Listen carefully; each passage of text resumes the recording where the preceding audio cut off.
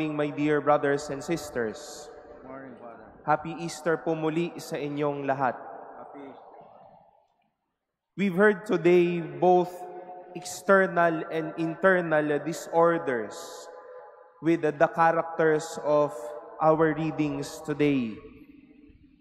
Peter and John encountered a crippled man from birth, while Jesus had two disciples on their road to Emmaus who bore with them the pain and the heaviness of Good Friday.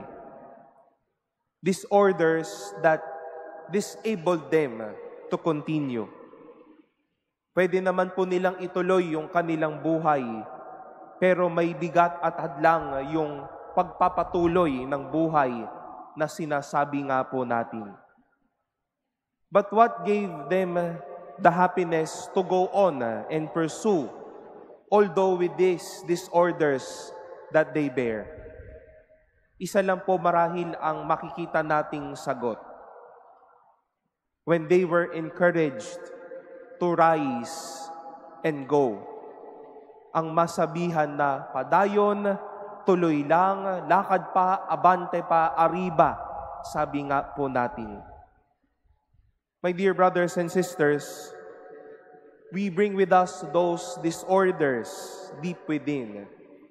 Disorders that made us incapable of continuing with life. Disorders that brought us to the devastation of even our own hearts. There were painful moments of life that has driven us to just stop and feel the pain in it. But one thing is for sure, and one thing as well is the challenge. To be Peter, to be John, and to be Jesus. All of these people invited them to rise and walk.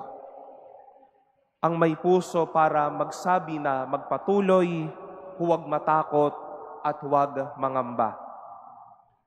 Ang maging tinig sa mga tumitigil magpatuloy at ang maging lakas para sa mga umaayaw na.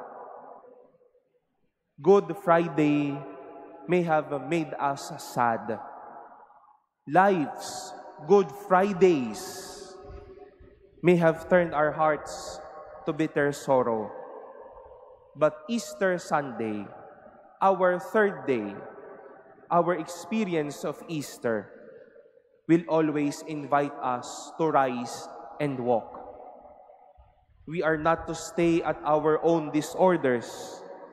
We are to face always the beauty of our lives and the healing of our hearts.